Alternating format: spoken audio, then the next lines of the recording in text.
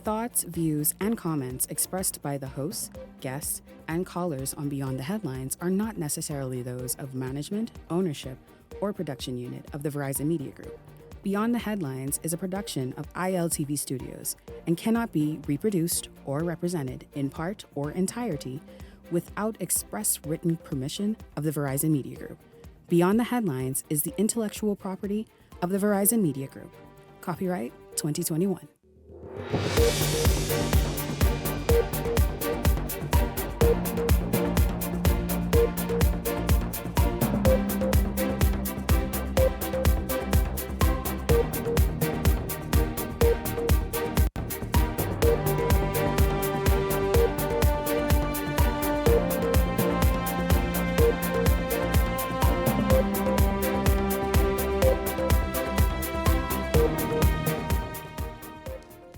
Coming up tonight, the Free National Movement feeling fired up after the latest tranche of candidates were named and ratified last night. I'm coming in.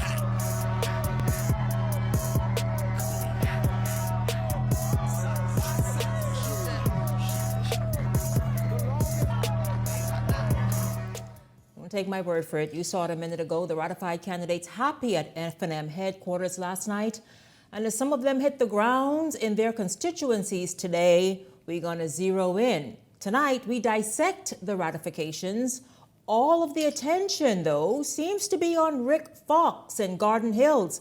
While there are varying views and opinions on his candidacy, we look at Rick Fox and ask, is Garden Hills a perfect fit? Also tonight, the PLP, as their ratifications settle in, we look at who was left on the sidelines and who the party is going forward with in 26. Also tonight, Ali McIntosh making an announcement this afternoon. She will contest the Angliston constituency in the upcoming general election. It's all straight ahead this evening. This is Beyond the Headlines. Good evening. I'm Shanique Miller. It's great to have you along this evening. Well, 12 ratified and 2 more to go as the Free National Movement fills its roster for the 2026 general election.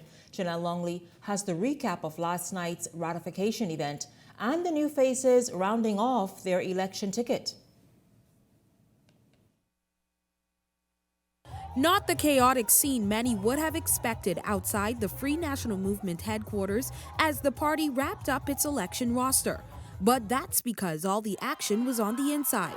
Packed from wall to wall, a sea of red and a few candidate signs filled the room as supporters waited anxiously for their candidates of choice to be called. 12 of them to be exact, that according to party leader Michael Pintard, represent what the party stands for. Many of them, however, no surprise to the public, as their names had been floating around for some time. Like former sportscaster Jay Philippe, whose nomination for the Bain and Grantstown constituency came under fire due to his Haitian heritage. And when you put yourself out in frontline politics, it comes with a bit of scrutiny.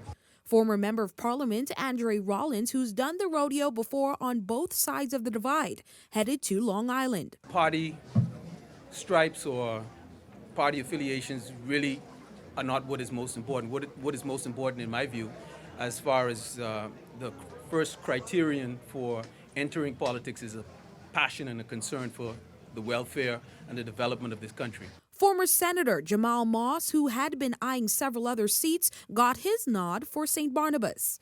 It doesn't matter where I'm in, Southern Shores, Tall Pines, South Beach, Bamboo Town. At the end of the day, if my party, which has approached me to be a candidate for St. Barnabas, I put myself forward because I'm about the people. Which brought many to the focal points of the night. Deputy Leader Shannon Don Cartwright, who some constituents say through his move to St. James may have been abandoning his constituents. Political parties will make decisions relative to who they feel is best suited to go in these seats, and the Free National Movement has asked me to serve as the standard bearer. And Ambassador at Large Rick Fox, who's been quite vocal about wanting to kick off his political future while simultaneously being the center of controversy from the side opposite. He originally had his eyes set on St. James, but got the nod for Garden Hills. I was always coming home to live, to retire, to work, to serve. And that's the existence, that's the timeline you're catching me in now. And then there's the switch up of Carlton Bowleg, who had been ratified in a previous exercise for the North Andros and Berry Islands constituency. Though at the time he professed his love for his hometown Andros, he was sent off to Bimini and the Berry Islands. I look forward to doing what I can to assist in that area. And newcomer, a nurse practitioner, Janice Oliver, was handed over the North Andros. They called for the midwife, and the midwife has answered the call, and she will deliver safely. And there are more new faces to the ticket, like Mike Holmes, who's seemingly unfazed about his ability to nab Cat Island, Rum Cay, and San Salvador from the Prime Minister and consecutive Member of Parliament, Philip Davis. It's an easy task. The people is for me, and I for the people. Former journalist Julian Gibson takes on Mangrove Cay and South Andros. In Pine Ridge, Dr. Charlene Reed, a dentist. I chose the Free National Movement because to me it's the party and the teamwork that I see and the vision that they have is one that I want to emulate and be a part of. And businessmen Darvin Russell and Gadville McDonald in Centerville and Nassau Village, respectively. Been 20 years in the making. Third time's the charm for me. And so I'm offering a unique partnership where we can together drive meaningful results on behalf of the community. But the ticket's not completed just yet. There's 2 more vacant seats, MyCal and Marco City, currently held by Michael Pintard. But the latter is a seat many believe would be automatic. So the question is, what's the big holdup? Janelle Longley, Eyewitness News. I tell you that a whole lot of switching and swapping and all over the place. The Free National Movement certainly went in last night and put their candidates to the forefront, and 2 more, the leader himself and MyCal. A name is floating about in MyCal, a Ferguson gentleman, but we'll wait until the ratification is done. But meanwhile, you all, a lot to talk about. I tell you, the Free National Movement, quite energetic last evening at their rollout of for their candidates and their ratified candidates. And so we're going to jump in right there this evening. Welcome to Beyond the Headlines, BTH contributors Richard Johnson, Michael Turnquest, Gabrielle McKinsey Aeneas, Howard Johnson. Good evening to each of you. Welcome to Beyond the Headlines. Good to be here, Shanique. Good evening, Shanique. Good evening, Bahamas. Pleasure to be back. Good evening, Shanique, and good evening, Bahamas. Good evening, Shanique. I know we got to go, but I just want to send a quick shout out to some of your relatives, the Miller family, Tony Miller and his wife, and their daughter Shama, Taran, and all of those guys. They constantly watch you. They're your relatives. They love you, and they love this show. And I just want to send a big shout out to them and let them know that I love them as well. Hello to you, Tony Miller and family. Yes, of course, my cousins. Hello to you and his wife, Tip. You know, listen, if I ain't call her name, she watches every evening as well. And so thank you, Howard. Thank you for that. Hey, family, pull up a chair. As the rest of you, pull up a chair. Let's just go in this evening. So last evening, we saw the Free National Movement at its headquarters on Mackey Street, rolled out its candidates. Any surprises? Let's leave just outside of Rick Fox. Let's just tuck him away safely right there for a moment. Any other surprises? I know, for example, people are wondering about Nicole Martin, who they feel that she's canvassed. And again, Gadville McDonald is somebody that I know and closely connected with. But people have been talking about today on social media that Nicole Martin, like what happened to her? Why was she overlooked? Any of the ratifications stood out to you, and perhaps who was left out of the ratifications? You know, Shanique, I think for me, in typical F&M fashion, you know, what we normally see happen during this kind of time, whereas, you know, you have communities that push for certain candidates, or, you know, whether they come from within the community or outside of the community, and you have where these so-called ratifications or selection of candidates are, you know, pushed by communities, let's say constituencies, offices, whereas you see parties go contrary to what was actually, you know, persons who would have actually gone through the process, been campaigning, hitting the ground for some time. You know, there's a lot of new faces in some of these constituencies whom I think a lot might ask the question that, you know, where did they come from? And, you know, sometimes I always say, you know, sometimes we always have to listen to the base in order to get the results that you're looking for. And when you start to sway from that, you know, you end up at something contrary to the fact. And I think, it's going to be interesting because I think a lot of these faces are not what either constituency officers might have asked for or pushed in for a certain direction. And all I can say is you pick your choices wisely, and it's going to be interesting. Okay, so which areas we're talking about, Richard, that the base or the constituency association may not have been in agreement with? Shanique, let me say this. As a former vice chairman of the Free National Movement, who served in the party for more than 20 years, this is the worst caliber of ratified candidates the Free National Movement has ever put forward to the BNP. Richard, what makes you say that? This is the worst. What makes you Low say that? budget, uninspiring. I believe some of them can't buy carnation cream. Let me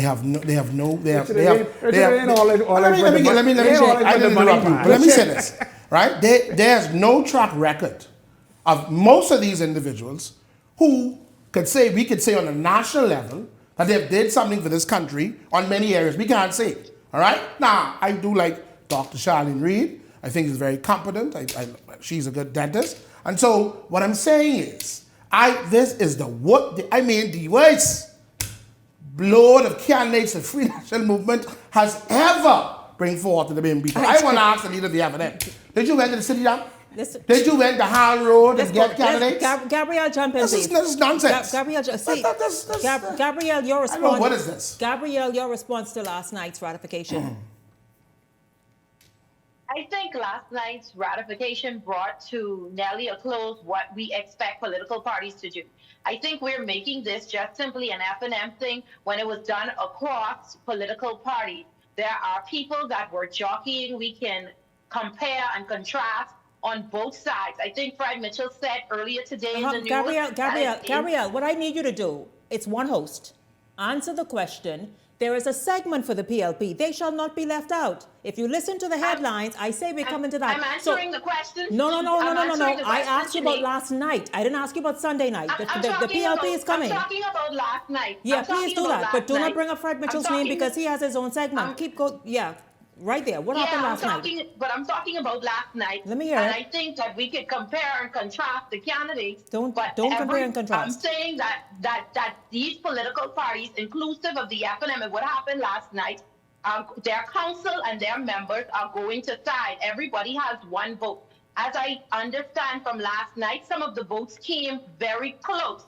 It was up to these candidates, to these persons who were vying, to convince these councillors as well as the constituency association, because it's just one part of the process that why they would be the right selection. I think the FNM put forward the candidates and move around some candidates that they saw fit to do. It happens all the time. We've seen it in the Ingram administration. We've seen it in the Minnis administration, and now we're seeing it in the Pinzot administration. It's nothing new under the sun. Howard, your thoughts about...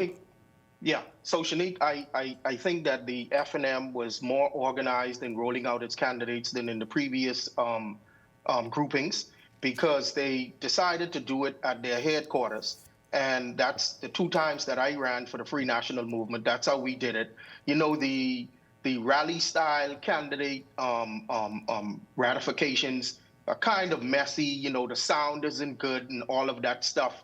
And it's loud and you can't interview the candidates properly. So I think it was organized. But what I found interesting directly to your question is, you know, Gadville McDonald in Nassau Village was a surprise for me. I know that Gadville was vying very, very, very aggressively for the Marathon constituency, and he didn't get that. And then I hadn't heard much about him anymore, other than being an executive member of the Free National Movement. Yeah, that was unexpected, because we're going to get to Rick Fox, but Gadville McDonald in Nassau Village was very unexpected because he was quiet this time around. Yeah, because he's afraid of the leader. He was very quiet this time around, and even though I don't object to Gadville McDonald because I've known him for many years, but Nicole Martin was also a hopeful there in that constituency, wasn't she? Yes, yeah. She, for all intents and purposes, to my knowledge, was the primary contender there, right? And the likely candidate. And then on to Rick Fox. You know, up until maybe a month and a half ago, Howard, we have a whole story about Rick Fox coming up. I don't think you and Gabrielle could really monitor. Let me say this. Gadville McDonald is not likable in the Free National Movement. He has run for all kind of party position and he ain't get no vote. He has to be appointed for. And not only that, Gardner McDonald, to my understanding, just find himself to the executive of Nassau Village, I think 2 nights ago, or night before last. Richard. Right? Because he was shoved in and pushed down the throats of members of the Executive Association. I don't think that's fair. Because why would association members who are adults, who have been in Nassau Village for years, do you know the FNM? Do you know the licking you will get if you challenge Michael Pintar Twins Act? I'm a victim of it. So don't go there. They are vicious and nasty. You challenge them, you get mash up. Go ahead. You know that. I have always advised. I've been down this road before. I've been down this road in 2007 with Ingram as relates to selection of candidates and being moved around and pushed around. You know, I've always told persons coming into politics, I tell them, don't be too quick to spend your money. Because at the end of the day, your feelings might get hurt. I'll tell you that happened, and that happened. And the next segment is for the PLP, but that happened on both sides. We saw this political season. You know, but I've always tell if the process is you go through the process correctly, as relates to people feel as though it's a fair process. People don't mind. At the end of the day, you choose what you do as it relates how you spend your money. This, that, the next. Once you feel as though the process is, I guess, is not flawed. But then you see the process is flawed. This is what puts rage in people. Do you know, Michael? And I know this show. Do you know, Michael? What's her name again? Martin. Nicole. You know, she was one of the facilitators for the candidates training module that the FNM would have had. Her and Gavin McDonald. They were. Oh, they both were. Yeah, both of them. So then they are equally qualified then. No. What I'm saying is, she ran in the last election. Gadwell had no interest in Nassau Village. None. So I'm saying to you, he is unfit. He was pushed there because he's friends of Michael Pintar. I don't know why. Richard, that's what it is, Shanique. He is the friend of the leader of the FNM. Listen, best friends. Well, among those ratified. Best friends. Among those. If I hear you think among who? But shut up. Because if you believe you have a show in Freeport, you could come here and be loud. Shanique, I'm trying to figure out who's hosting this show. No, because if it was me making all this noise, she will ask me. Shanique loved my sweater. You have a problem with that? She loves the sweater. Among those ratified last night, Rick Fox, who left many. Let's go on. Roll with the teleprompter, please. So Rick Fox obviously was among those ratified last evening. He left many wondering if he was in fact serious and able to enter frontline politics after becoming increasingly vocal about the country's state of affairs. You all have watched many of his posts on Facebook. Well, tonight the dust is settled, and he's hoping that his shot at politics pays off. We get the story from Jose Etienne and then come back with this rowdy bunch. There's a political showdown brewing in Garden Hills, one that could make for must-watch television on Election Day. Incumbent Member of Parliament Mario Boleg is set to face off against former NBA star Rick Fox, whose entry into the political arena is already dominating headlines. He could come, ain't nobody stopping him. I got nothing to say. Garden Hills will be won by myself. Garden Hills will be won by Boleg. Boleg says he welcomes the matchup, coming just hours after Fox confirmed he will contest the seat for the Free National Movement after months of sidestepping questions about his political future. We connected on values, principles, and what this party stands for. And so it made it very easier as we went deeper and deeper, and I started to meet people in the party. In the last month, that galvanized the decision for me. That was his response to questions on why he picked the opposition after raking both major parties over the coals. It gave many spectators the impression that Fox was going to contest independently. To be clear, I've been critical of the system. Okay, now both parties have operated the system, right? Sometimes more effectively than others. But during the Golden Isles by-election, Fox ramped up his rhetoric against the governing party that swore him as an ambassador. It triggered a conversation on whether or not he should do what was widely seen as the honorable thing, to resign, but comes to find out. I've never extended my contract. I served that for 3 years respectfully, did the job that he's asked me to do. I just didn't extend it. So, at that point, we moved in separate ways. Hours later, we sought Foreign Affairs Minister and PLP Chairman Fred Mitchell's response, who pretty much kept it brief. I have nothing to say about Rick Fox whatsoever. Nothing. The political newcomer's ratification, however, underscores a harsh reality that the FNM is orchestrating a total reboot, and it doesn't sit well with former Prime Minister and party leader Dr. Hewitt Minnis. I was very, very shocked and surprised. Rick Fox, who probably don't even know where Garden Hill is, got nomination. And I, who have been a long time FNM, former Prime Minister. Nonetheless, Fox says he's going to hit the ground with hopes of resonating with voters, but the ball remains in their court as they decide whether Boleg will stay in or whether Fox could win it all. Jose Etienne, Eyewitness News. Well, Dr. Minnis, man, you really slop up just now. Dr. Minnis said he don't even know if Rick Fox knows where Garden Hills is. But, Doc, slow up, because Fox was in Garden Hills today. Do you think it was his first time? I believe so. I think in this country, a briefcase of 80 Stop. will get you far in this country. Listen, go ahead, Michael. Michael, you answer my question. Right? Rick Fox remains an ambassador at large. He was appointed under this here administration, the Davis administration. It is reported that Rick Fox perhaps was also engaged by the PLP for other work. Not sure where that stands. Let's look at Rick Fox. Depending on where you were on social media today, there are people who are saying, listen, okay, fine, you know what? I'm open to it. Let's see where it goes. Excellent. Good. Rick Fox. Okay, we'll welcome you in. And then there were others asking tough questions.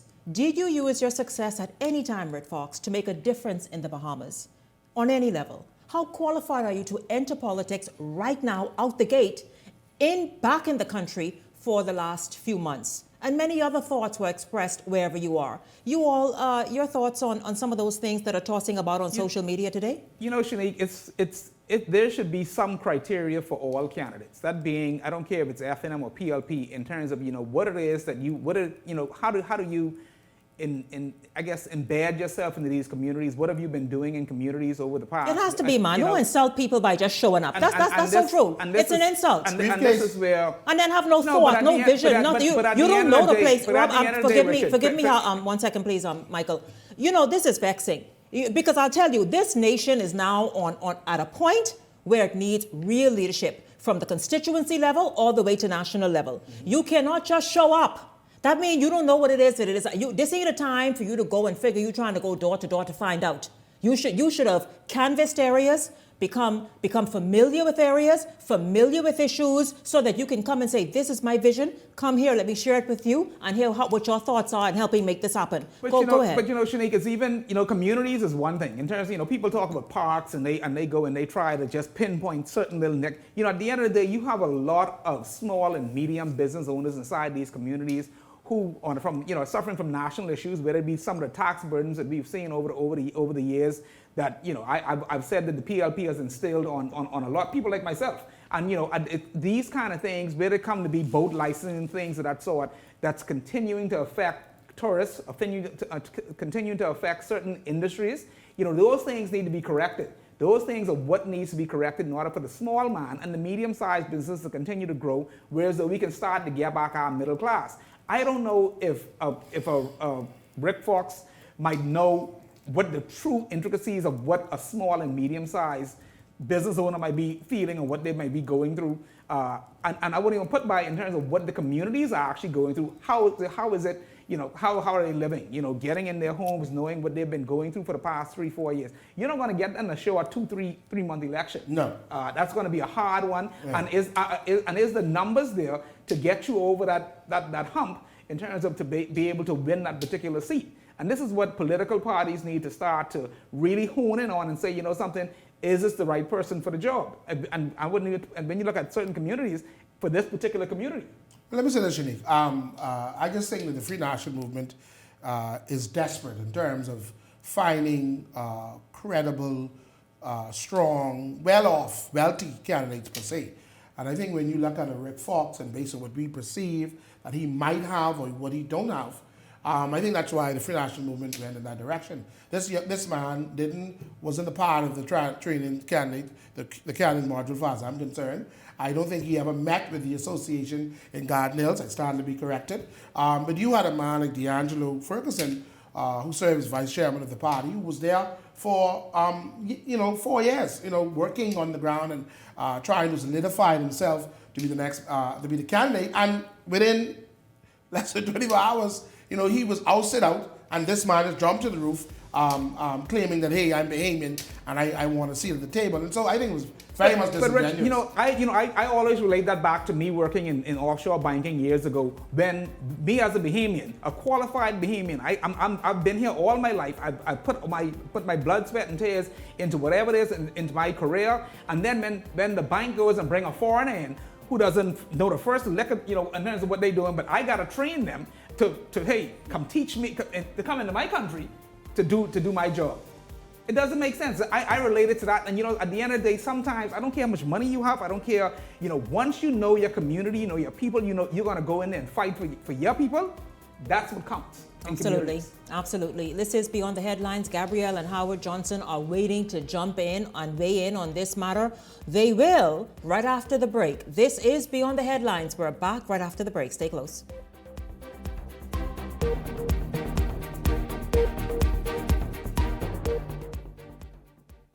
Hey, it's your boy Charlie Bahama here at Superwash, Superwash's newest spokesmodel. And I'm here to tell you about Superwash's large capacity washers and dryers for all your big loads. I know I see that Charlie Banana coming here just now. Uh-oh, luckily it's also big enough for me to hide it. I thought he was right over here where these large capacity washer and dryers is. They're big enough now to handle your big loads, Yeah, like your comfort on your blanket. Well, just look at those. Somebody forget to turn on the dryer. Oh, stop!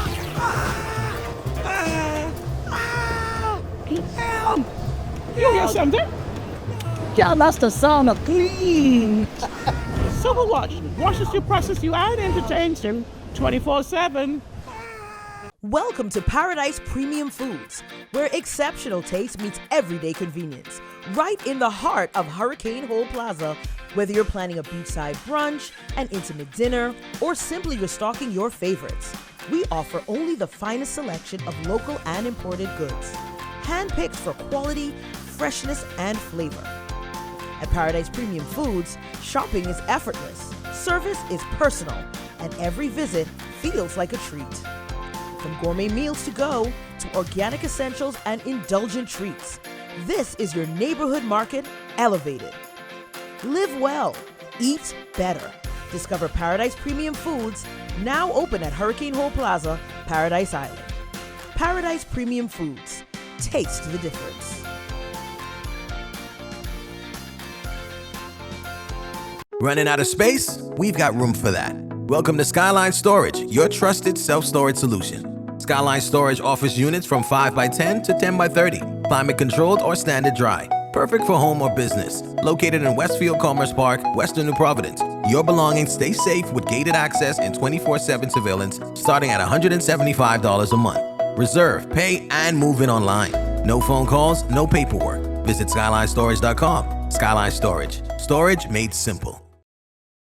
Edenwell has expanded their testing menu. We now offer blood work, drug screening, and so much more. Our hours of operation are Monday to Friday, 7 a.m. to 5 p.m., and Saturday, 8 a.m. to 1 p.m., located on 11 Madera Street. We are here for all of your laboratory needs, with fast and reliable lab work done by our friendly and knowledgeable staff. Let us help you take the needed steps to stay in the know about your health. Let's keep working towards a healthier you. Stay Eden well.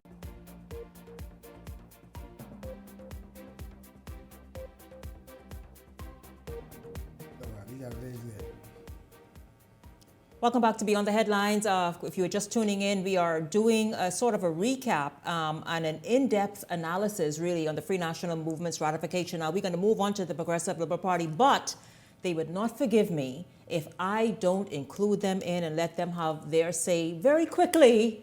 Gabrielle, McKenzie, Aeneas, and Howard Johnson on the Rick Fox factor. Gabrielle, your thoughts on Rick Fox and the emotions that he evokes from, regardless of what those emotions are, whether support or whether like, come on now, Rick, you've been doing a little too much in the Bahamas.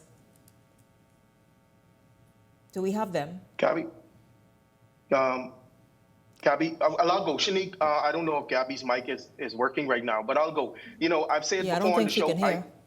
Hello, can you hear me? Yes, we can hear you. We can hear you. Yeah. So Shanique, I don't have a problem with Rick Fox running for anything in the Commonwealth of the Bahamas. We have people that are in the Bahamas that have lived in the Bahamas their whole life, who have sat there and done nothing and have contributed nothing. And some of these are the very same voices who complain when anybody steps forward. Be that as it may, my issue has always been Rick Fox now seeming to have leapfrogged over potential candidates, Mr. D'Angelo Ferguson, and even other candidates from other constituencies who've put their skin in the game. They did candidates training, they paid their money to do so, they canvassed the area as aspirants, and many of them are now sitting home without a seat. And that's how it goes. That's how it goes. Some people are not going to get a nomination. We understand that. But if you've streamlined a process and you've said this is the process that everyone has to follow, at the 11th hour, with a person like Rick Fox,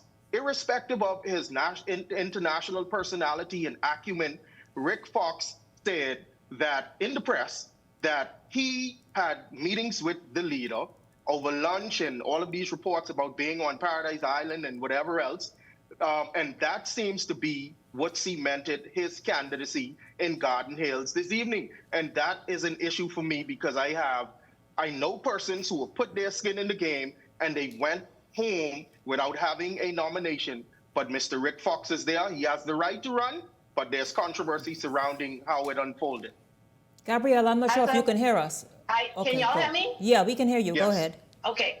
As I've come to understand, D'Angelo Ferguson is supporting Mr. Fox and will be walking with him as Can you be quiet, please? No, that's not the point. Richard, quiet. That's not the point. Richard, let her make a point. Richard, shut up. Shut up and let her speak. Richard, shut up and let her speak. Go ahead, Gabrielle. Gabrielle, go ahead. Thank you. Thank you. We're cleaning my time. Nonsense. As I was saying, Rick Fox may have been one of those persons, as I've come to understand, that was on the Zoom of those candidates training underneath a name that was not announced to persons as he was navigating through as to maybe keep Don't dig it deeper. Can she hear me? I want to know if we can speak real time. Possible. I'm piggybacking off of what Howard would have said in terms of jumping over persons and how people may have felt that. So the feelings from a lot of persons right now is they're interested in hearing what he has to say. D'Angelo Ferguson, who was walking the ground, has already said and is saying that he's committed to working with Mr. Fox to take him to the doors and show him the people, and that's all that matters at this time. Gabrielle, we heard you, and Gabrielle, is something you said that I'll respond to before I move on to the next story, which is Long Island. The PLP's time is shrinking, I see, but no, we'll get to the PLP, that's for sure.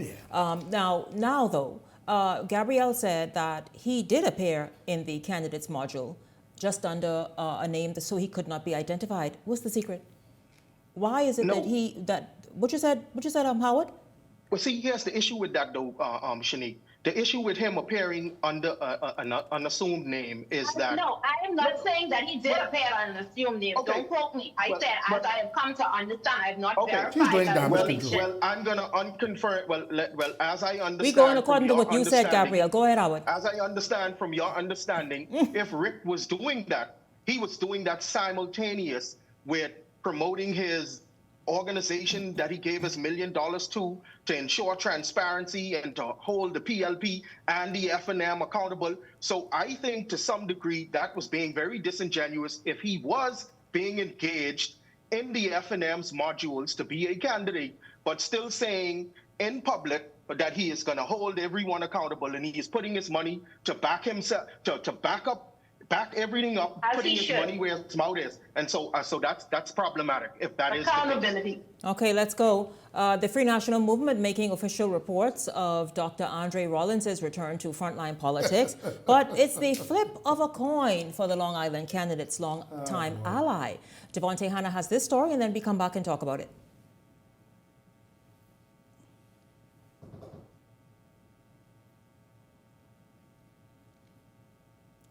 Okay, I think that they don't have that story. However, we all know that Dr. Andre Rollins, who is not a newcomer to politics, was given the Free National Movement's nod for the Long Island constituency. I imagine he may be speaking of Owen Wells for the Progressive Liberal Party, who now is ratified as a candidate for St. James.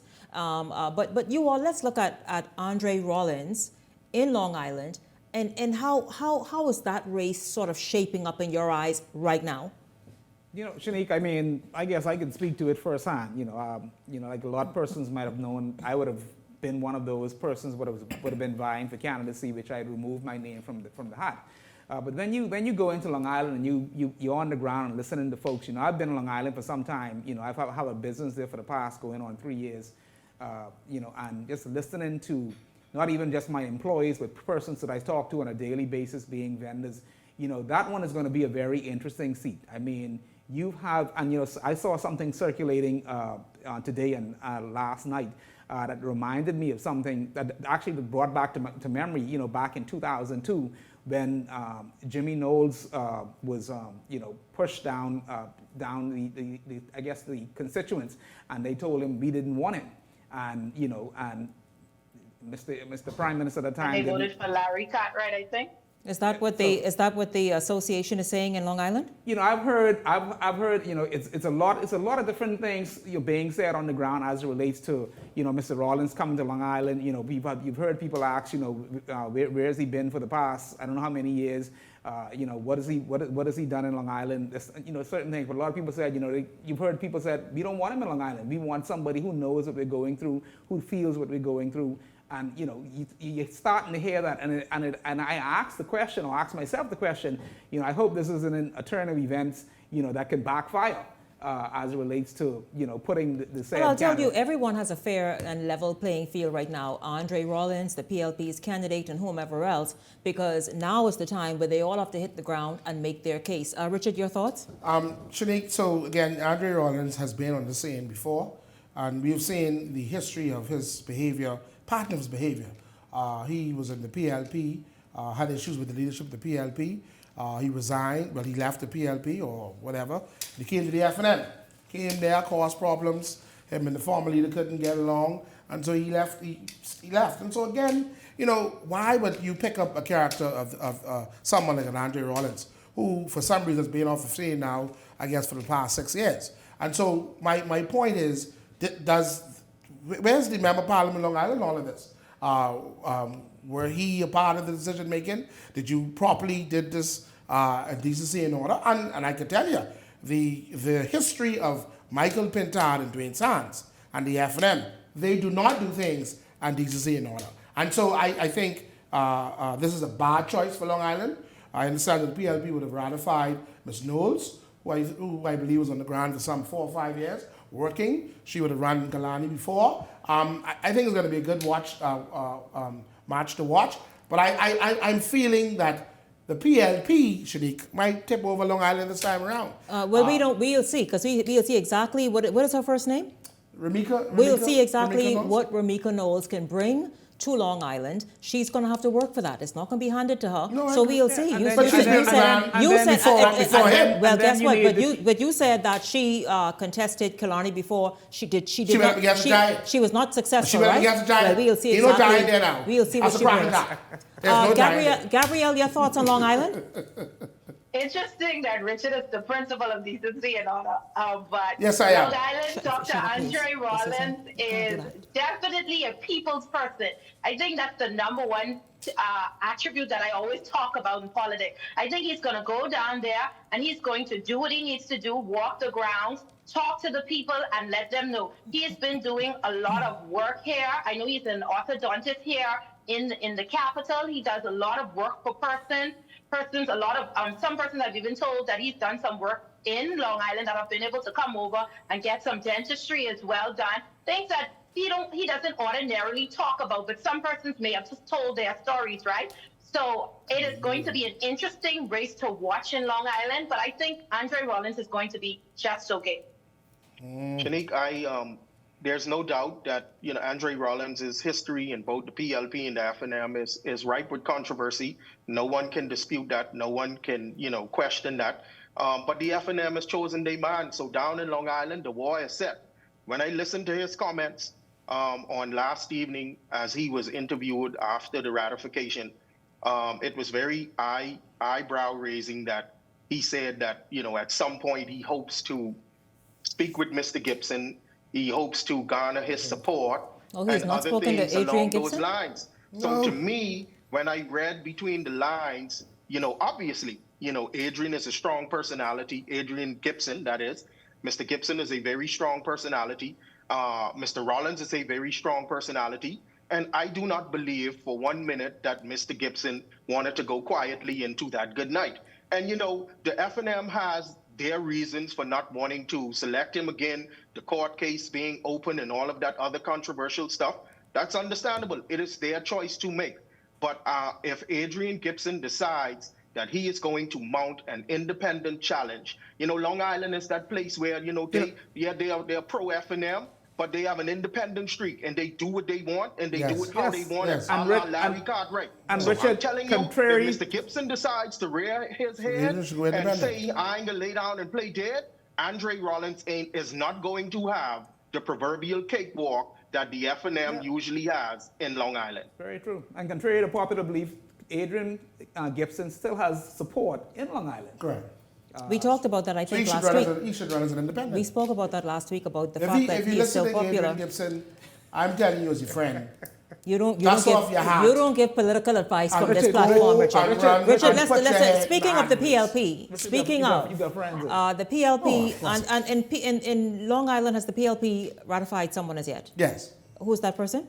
You say Long Island? Long Island. Yeah, Remiko Knowles. That's it. Yeah, we just spoke about her, right? Yeah. But I'll tell you this: she's got to go there and make her presence felt and actually work for that. If she's to be, but Richard, believe me, we will be paying close attention. That's for sure. Meanwhile, though, is there sort of uneasiness in the PLP? PLP Chairman Fred Mitchell is asserting tonight that his party remains a united party and is gearing up to secure the next general election. This as he sought to quash talks about disunity in the party that emerged after the governing party completed its slate of ratified candidates, leaving other political hopefuls disappointed with the outcome. Now, in some cases, there seemed to be discord in a few branches. Mitchell says, however, it's all a part of the process.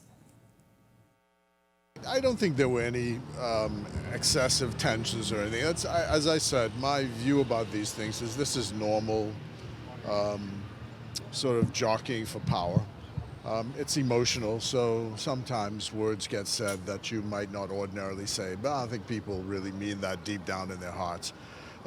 Everybody's gone out into their constituencies now with marching orders to get themselves organized, because we've got a campaign to fight. We've got a case to make. As I said, it's a reasonable case, and I think it's a case where people are going to consider, on the balance of probabilities, the Progressive Liberal Party is the better option for the continued governance of the country. Well, much like we saw with the Free National Movement last night and today, the Progressive Liberal Party, too, had its share of, people who are just angry, upset, disappointed, and they made it known. We saw in Southern Shores, for example, where the race was to secure the party's nomination. The race was between Obi Roberts and Clint Watson. Well, the party decided to go with Obi Roberts. And in other areas as well, that one stands out to me. You all, Fred Mitchell a moment ago said, listen, no, the PLP is united. They've seen what the PLP doing. We see, I don't like to see that. I remember months and months and months ago when we were saying the FNM is taking so long to ratify, it's creating issues within the party. The PLP really had that going on quite a bit leading up to Sunday evening. Your thoughts now, and he's saying that, listen, everybody has been brought back in, emotions are now healing, and this party is moving forward. Shanique, it's only so much, it's all about managing expectations, and there's only so much you can do. You can't manage, especially when you're dealing with, 42 constituencies.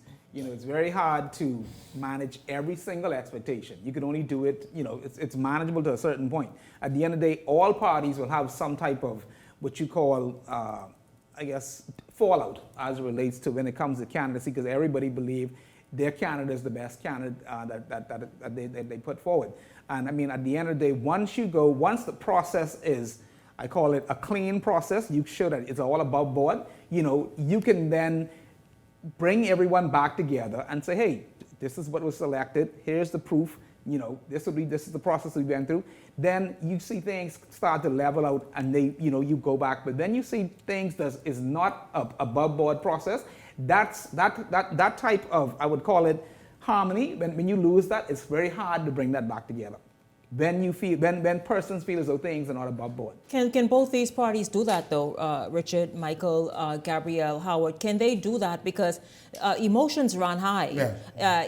You can't easily have people now, they're angry tonight and tomorrow everything is good, come by here. Right. I mean, does that part of the process need to probably be reworked? So Shanique, while I'm disappointed that Clint didn't get the nomination, or while I'm disappointed that Darren Turner didn't get the nomination in the East.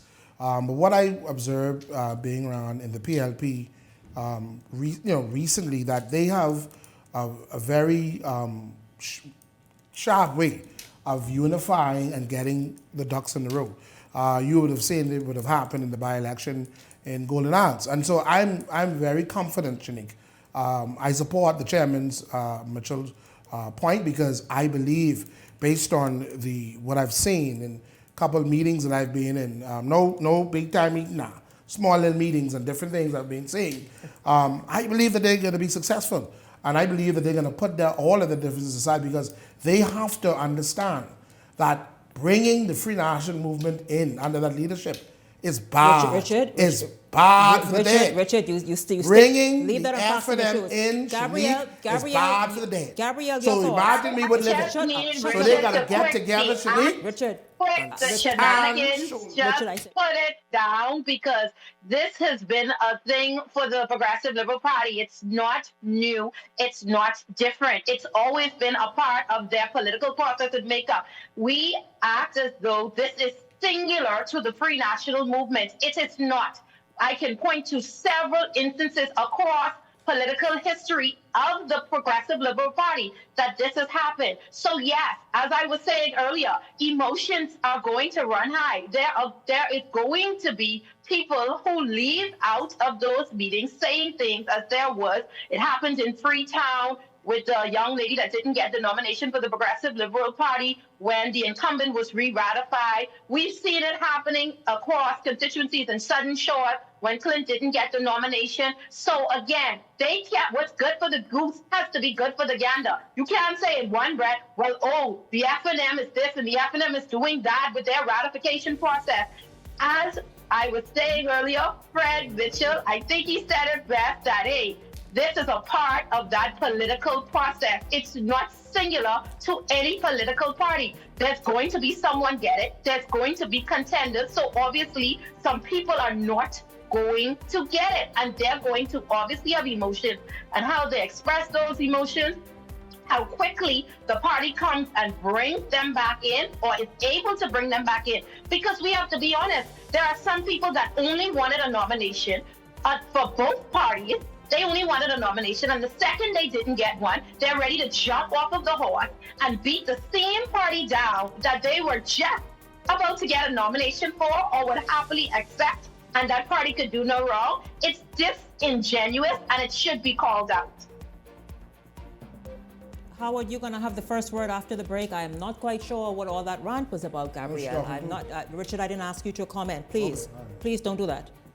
I'm not going to allow foolishness on the show. If you're going to be here, you have your free say, but you're not going to do all those little things in between.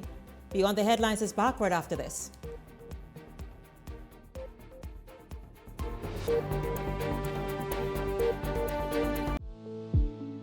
The Parliamentary Registration Department wishes to inform the public that the National Voter Verification exercise is currently in progress. Verification confirms your voter details, reduces errors, and strengthens the integrity of the country's electoral system. Head to your nearest verification center with your Bahamian passport and your voter's card to get verified and be ready to cast your vote on Election Day. Your vote is your voice. One Bahamas, one vote, verified.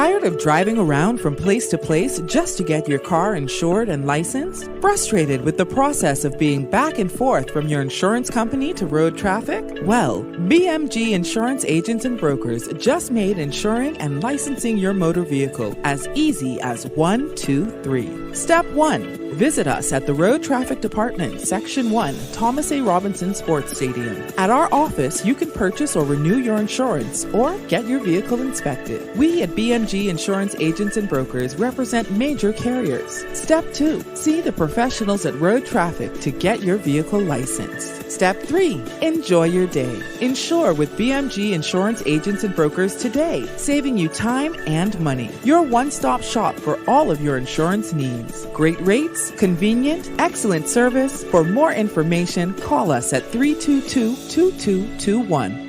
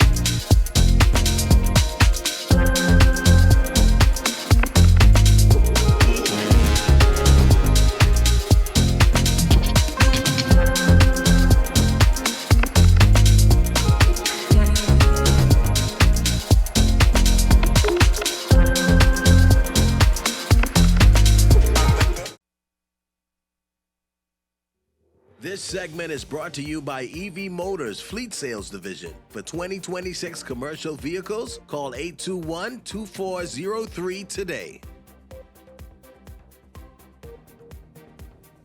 Welcome back to Beyond the Headlines. It's good to have you all tuned in this evening. Howard, I know that you are waiting to get and weigh in and have your opinion.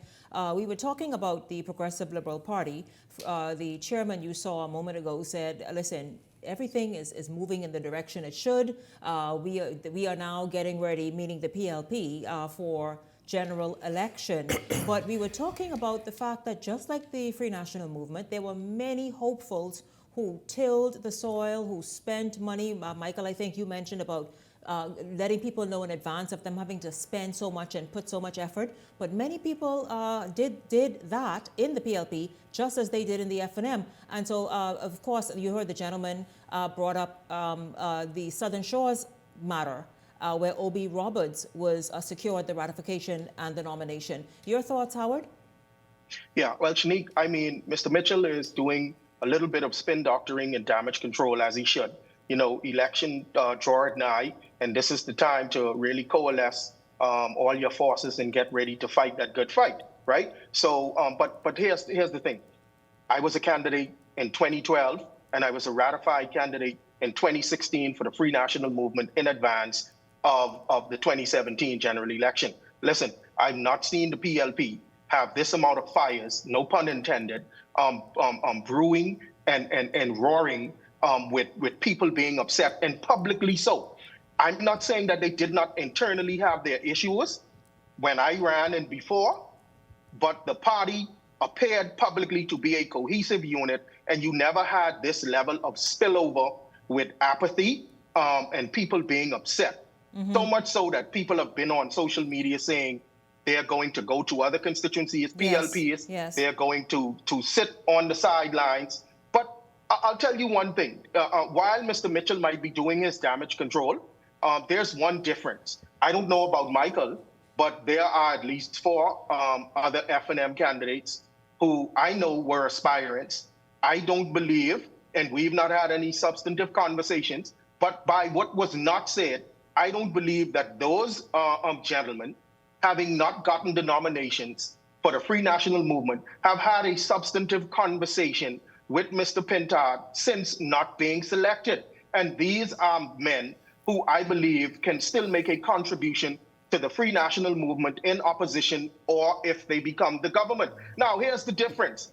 I saw on the news, on Eyewitness News, Clint Watson prancing out of the Prime Minister's office with the biggest smile, okay? And this is days after the PLP would not have selected him as a candidate. So it tells you the difference in the level of political skill, okay? And you cannot dispute that.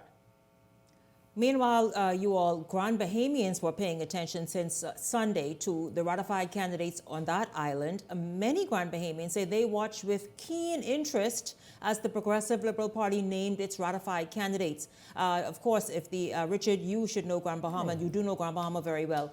So there are some areas that they questioned, and others they applauded. Right. They applauded Parker, gentlemen. Talk about Parker. I think that, pardon me, not Parker. I'm not sure what the name is. It's Parko. Yeah. That's it. Parko.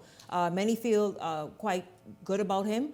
I think he's going up against who? He's in Central Grand Bahama. Central Grand Bahama. Yeah. So that's Frazette Gibson. Right. Exactly. And Aram Lewis of the Coalition of Independence. And then the other ones, you can perhaps name them because. So you have Dr. Monique Pratt. I believe she's going into East Grand Bahama. I think people have a bit of question mark over her. Right. What can you say about her? Well, I don't know her. I can't tell you anything about her other than she's a doctor. I have seen her around before. People were a little confused why Darren Turner didn't go into the East or why Wong didn't go into the East, because both of those gentlemen were working in the East over the last year. And so I guess the party would have made the decision. I believe that the PLP will do well in Grand Bahama this time, Shanique. As you know, I was in Grand Bahama last week for a few days. You see Mr. Paco Deal, who is a son of the soil, particularly in West Grand Bahama. You see the incumbent Kingsley Smith, who have some challenges, but I believe that he will overcome those challenges. So I think for the batch of candidates so far, Shanique, I believe for the first time you're going to see the PLP get the majority seats in Grand Bahama. Well, Richard, I would sit here and say, I don't know how you can say that when people in Grand Bahama are still asking the question in terms of certain things that would happen with the hotel, airport, the airport, the employees now at the it's the Grand Lucaya, who have now, I think they've been sent home and not been paid. Right. There's still a lot of hardships that's going on in Grand Bahama. So I find it very interesting that you would be so quick to say that you feel as though that, I think right now with everything that's been going on with Grand Bahama for the past decade, whether it be with administration, people are now, they're looking for instant, I would want instant gratification. Right. I would want something where someone can come in there, give me answers now. You've had 4 years. And still, we're still waiting on a hotel to set. And I think this government has done more than the last government. Well, I'll tell you, we will listen. This ain't the first and only time we're looking at Grand Bahama. We will examine what they have done, but those key areas, people want answers and they want to see action happen. Gabrielle, jump in, please. Oh, I think Grand Bahama is not going in the direction that Richard is assuming that it will go in. I think Grand Bahama is going to either increase its margin in the Free National Movement or stay exactly right where it is. I think the seats that the Free National Movement is going to have to work tremendously on is that seat in Pine Ridge with McAlpine in there. However, I'm told by some Grand Bahamians who called me the last time, Shanique, when we were discussing Grand Bahama, that McAlpine kind of fizzled off if he had continued working, so he may have lost some grounds in there. Wow. So Dr. Charlene Reed may actually have a good chance of gaining the momentum that she needs to bring Pine Ridge back into the Free National Movement's column. And then, of course, you had Mr. Kingsley Smith down there in West Grand Bahama, which was attached to Bimini. Now, I haven't had a chance to really look at the numbers and speak closely with as much residents down there, seeing now that Bimini is separated, how that will affect him there. And I think they pushed some of his boundary when I looked into portions that are known to be F&M supporters.